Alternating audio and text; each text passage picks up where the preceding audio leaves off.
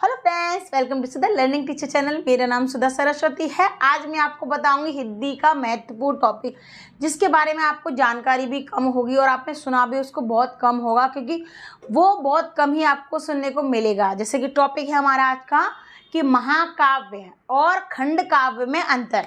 सबसे पहले महाकाव्य समझ लीजिए कि महाकाव्य होता क्या है। ठीक है, महाकाव्य क्या होता है? महा का मतलब होता है बहुत बड़ा, यानी कि विस्तृत रूप, यानी कि बड़ा रूप। ठीक है, जैसे कोई कहानी है उसका पूरा सार, ठीक है, कोई किताब लिखी हुई है उसका पूरा सार, उसको कहते हैं महाकाव्य। खंड काव्य क्या होता है? खंड का मतलब आप समझिए, खंड का मतलब सीधा सीधा होता है टुकड़ा या कोई हिस्सा कह सकते हैं आप। तो खंड काव्य का मतलब होता है किसी हिस्से, किसी कहानी का एक हिस्सा। तो आज मैं अपनी वीडियो में आपको बताऊंगी महाकाव्य और खंड काव्य में अंतर बताऊंगी। वीडियो पसंद आए तो प्लीज़ लाइक शेयर कमेंट करना ना भूलें। मेरे चैनल को सब्सक्राइब जरूर कर ले। अगर आप फेसबुक पर देख रहे हैं तो फेसबुक पेज को फॉलो करना ना भूलें। तो वीडियो स्टार्ट करेंगे हम।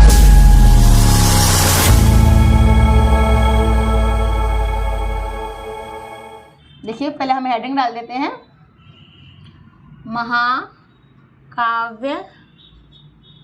और खंड काव्य में अंतर। ठीक है, देखिए पहले मैं आपको बताऊंगी अंतर, उसके बाद सबसे लास्ट में बताऊंगी आपको उदाहरण। सिर्फ आपको उदाहरण समझ के ही आपको पता चल जाएगा कि इसका क्या है, ये क्या मतलब है, इसका क्या मतलब है। ठीक है, देखेंगे हम इधर डालेंगे, हेडिंग में डालेंगे महाकाव्य। ठीक है, इधर डालेंगे खंड काव्य। खंड काव्य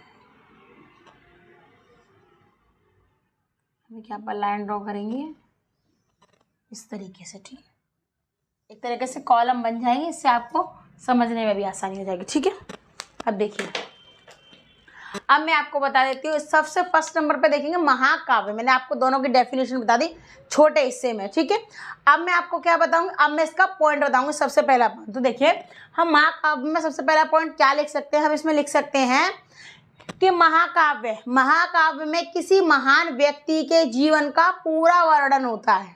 ठीक है, हम शॉर्ट तरीके से लिखेंगे, तो इसलिए ज़्यादा तामझाम नहीं लिखेंगे, बहुत आसानी से लिखेंगे आपको। ठीक है, देखिए, जैसे किसी महान व्यक्ति के जीवन का वर्णन। ठीक है, अब देखिए महाकाव्य में क्या होता है? किसी महान व्यक्ति के जीवन का वर्णन का मतलब क्या होता है कि बच्चा जब से वो जन्म लेता है, जब से उसकी मृत्यु तक का, यानी पूरा वर्णन, उसमें कुछ छूटना नहीं चाहिए। ठीक है, अब देखिए खंड काव्य। ठीक है, तो खंड काव्य में क्या होता है? खंड काव्य में क्या होता है कि खंड काव्य में किसी लोक नायक के जीवन के किसी एक हिस्से का वर्णन। ठीक है, देखिए, किसी लोक नायक के जीवन के एक हिस्से का वर्णन।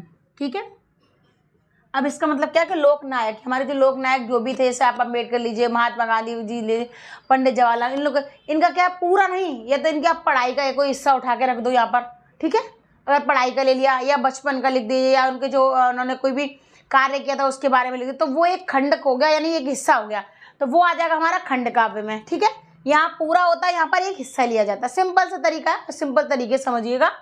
अब देखिए हम क्या करेंगे, इसका दूसरा पॉइंट बताएंगे आपको, महाकाव्य का दूसरा पॉइंट। तो देखिए, महाकाव्य में कई रसों का वर्णन होता है। रस का मतलब ये नहीं गन्ने का जूस, मौसमी का जूस, ऐसा नहीं। इसमें क्या होता है? रस, जो आपके दोहे होते हैं, जो आपकी पंक्तियां होती हैं, सूक्तियां होती हैं, जिस तरीके से एक कहानी के सार में कही जाती हैं। ठीक है, एक कविता के सार में, एक दोहे के सार में, एक श्लोक के सार, इस तरीके का। तो इसमें कई रसों का वर्णन होता है। हम छोटे छोटे तरीके से लिखेंगे। इसमें क्या है? कई रसों का वर्णन। ठीक है, कई रसों का वर्णन होता है। महाकाव्य में क्या होता है? कई रसों का वर्णन होता है। ठीक है, अब देखिए इधर वाले में, देखिए तो इधर वाले हम क्या करेंगे, इधर क्या है आपका कि पूरी रचना एक ही रस में बंधी होती है। ठीक है, देखिए पूरी रचना एक ही रस में बंधी होती है। ठीक है, देखिए इसमें क्या पूरी रचना एक ही रस में बंधी होती है, तो इसका क्या मतलब हो गया हमारा, इसमें हो गया एक ही रचना और एक ही रस रहता है उसमें। ठीक है, अब देखिए, अब हम इसका तीसरा पॉइंट देखें, यानी महाकाव्य का हम तीसरा वाला पॉइंट देखें, तो महाकाव्य का तीसरा पॉइंट करेगा, इसमें कई छंदों का प्रयोग होता है। ठीक है, देखिए कई छंदों का प्रयोग होता है। ठीक है, इसमें कई छंदों का प्रयोग होता है। ठीक है, अब देखिए हम खंड काव्य का तीसरा पॉइंट करेंगे हम। ठीक है, खंड काव्य का हम क्या करेंगे, तीसरा पॉइंट करेंगे, तो इसमें क्या करेंगे कि इसमें क्या दिया है, कई छंदों का प्रयोग होता है। ठीक है, इसमें 2 या 1, ठीक है, छंद का प्रयोग होता है। ठीक है, इसमें स्पेस रहता है, आप ध्यान रखिएगा, इसमें स्पेस रहता है। देखिए अब देखिए कैसा है, से एक या दो छंद का प्रयोग होता है। ठीक है, एक या छंद का दो क्या होता है, प्रयोग होता है।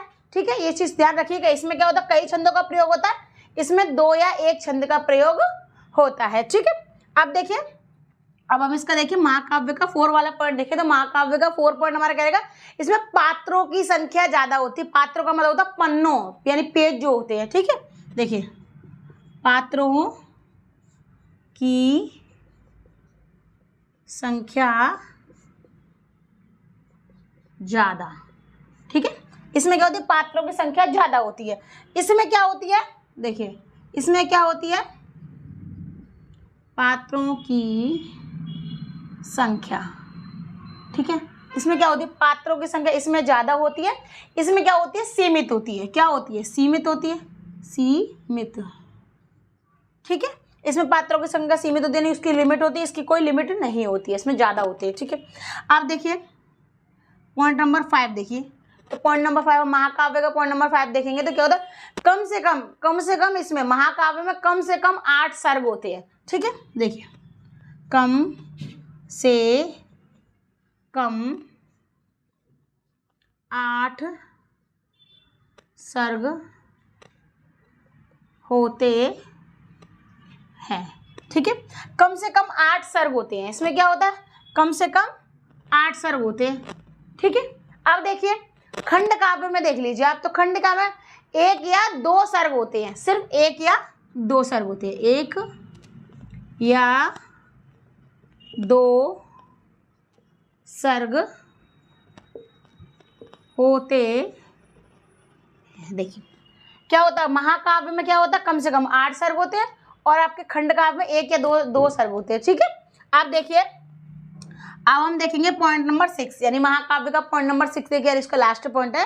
तो देखिए इसका उद्देश्य क्या, उद्देश्य इसका महान है, उद्देश्य क्या है इसका, महान है। ठीक है, और उसका क्षेत्र व्यापक है। ठीक है, देखिए इसका क्या है, उद्देश्य तो उसका महान है। ठीक है, उद्देश्य महान तथा क्षेत्र व्यापक, यानी कि बड़ा है, व्यापक है, क्षेत्र व्यापक है। ठीक है, अब इसी तरीके से खंड काव्य का देखिए, खंड काव्य का छठा पॉइंट देखिए, यानी कि लास्ट वाला, उसका भी पॉइंट लास्ट वाला देखिए कि इसमें क्या है, इसमें क्या महान उद्देश्य का होना जरूरी नहीं है, महान उद्देश्य का होना जरूरी नहीं है, क्षेत्र सीमित होता है। देखिए महान उद्देश्य का होना जरूरी नहीं है। ठीक है, महान उद्देश्य का होना जरूरी नहीं है। ठीक है, महान उद्देश्य का होना जरूरी नहीं है, इसमें होता है क्षेत्र सीमित होता है। क्या होता है, क्षेत्र सीमित। ठीक है, इसमें क्या होता है, इसमें क्षेत्र सीमित होता है। ठीक है, अब देखिए इसका उदाहरण देखेंगे हम, हम इसका उदाहरण देखेंगे कि अब इसमें उदाहरण देखिए आप।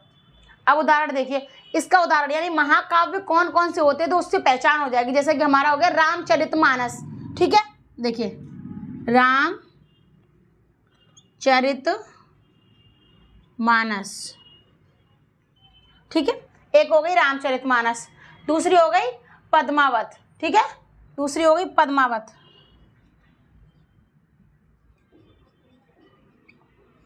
दूसरी हो गई क्या हो गई, दूसरी हो गई पद्मावत, तीसरी देखिए साकेत, ठीक है, तीसरी क्या हो गई, साकेत हो गई क्या नहीं हो गई।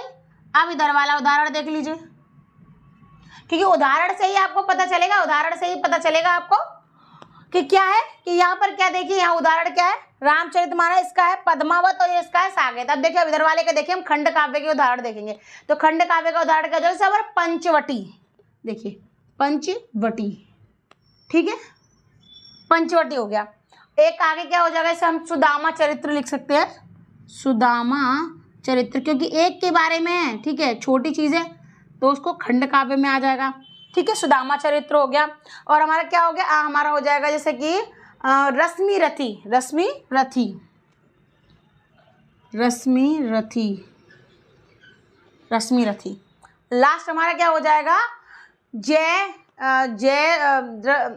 जयद्रुत वध, ठीक है, जयद्रुत वध, देखिए जयद्रुत वध मतलब देखिए आप सीधी सीधी सिंपल समझिए कि कोई भी कहानी उसका उसमें जो लड़ाई का जो टॉपिक रहता है ना वो वाला यहाँ पर आ गया, लेकिन पूरी कहानी इसमें आ जाती है। तो ये होता है महाकाव्य और खंड काव्य में अंतर है, और बहुत मैंने आसान और बहुत सिंपल तरीके से बताया। अगर आपको वीडियो पसंद आए तो प्लीज़ लाइक शेयर कमेंट करना ना भूलें, मेरे चैनल को सब्सक्राइब जरूर कर लें। अगर आप फेसबुक पर देख रहे हैं तो फेसबुक पेज को फॉलो करना ना भूलें। धन्यवाद।